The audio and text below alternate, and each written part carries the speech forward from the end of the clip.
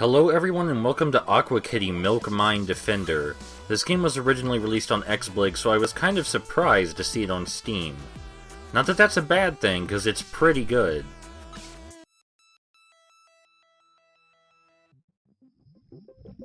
Right, so have you played Defender or heard of Defender? Of course you have, and if you haven't, the idea is that we need to stop things from abducting our kitty that's down here pumping milk for us. In the milk mine. That would be why it's called Milk Mine Defender.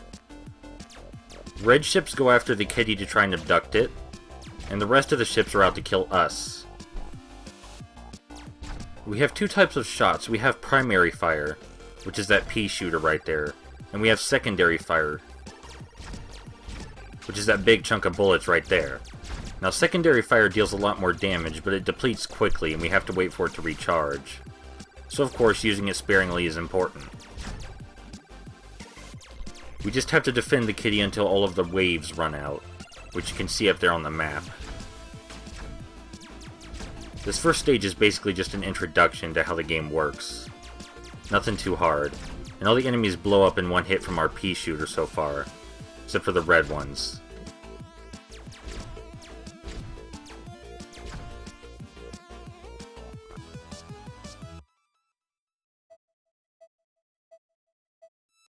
You don't need to save all of the kitties to complete the game, but you don't get that shiny gold "you completed this level and saved all the kitties" badge if you don't.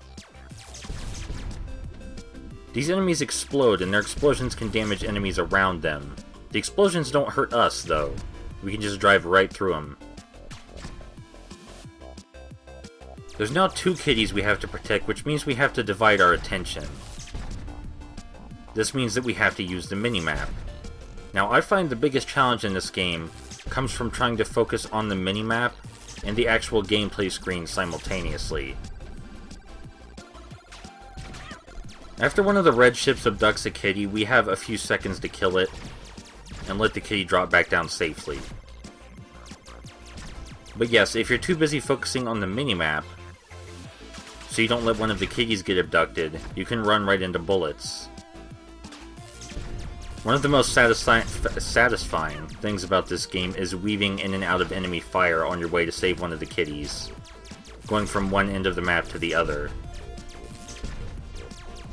Now, you might have noticed that this game is two-player, and you might think that would make it significantly easier, but it's not split screen, so you really have to work together, and you both share a health bar. It's a pretty big trade-off.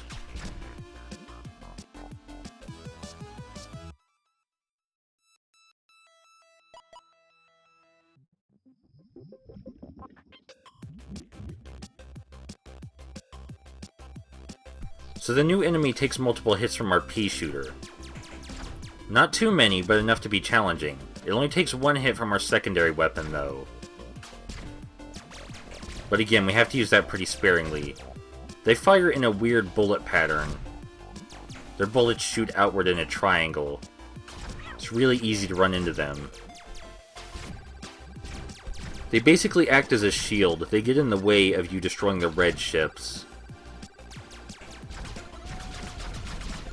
Like that. Luckily we were able to plow through it because we saved up our secondary weapon. Something I forgot to mention is that we have a chain that goes up when we kill enemies successively. It slowly goes down when we're not killing enemies, but we have to not kill one for some time for it to go all the way down. It's pretty hard to get it high up when you're playing the normal missions, but there is a mode where you can get a pretty insanely high score.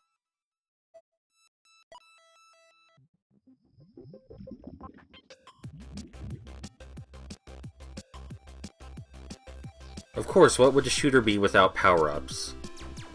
The power-ups range from one-use items, like that, which would have been more useful in a group, or items that give us a permanent upgrade to our shots. I shouldn't say permanent, it's temporary, but it lasts longer than just for one use.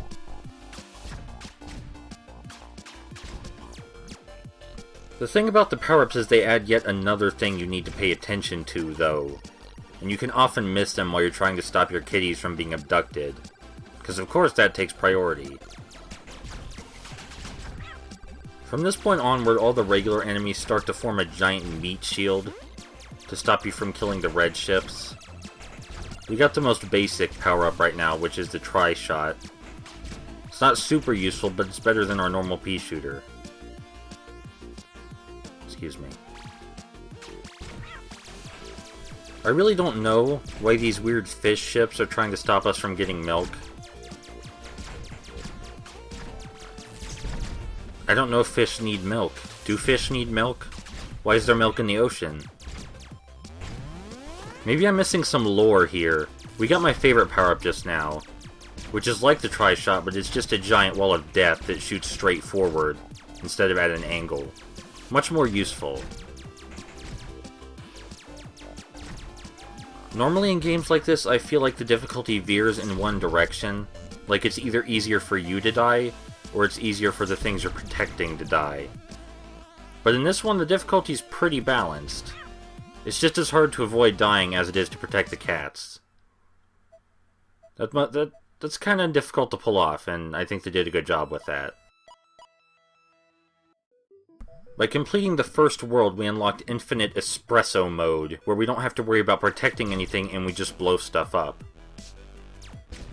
So, judging from the world map, you might think this game is pretty short, and yeah, it's definitely pretty short.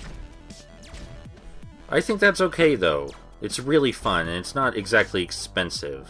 I mean, it might be, depending on your definition of expensive. But it's fun.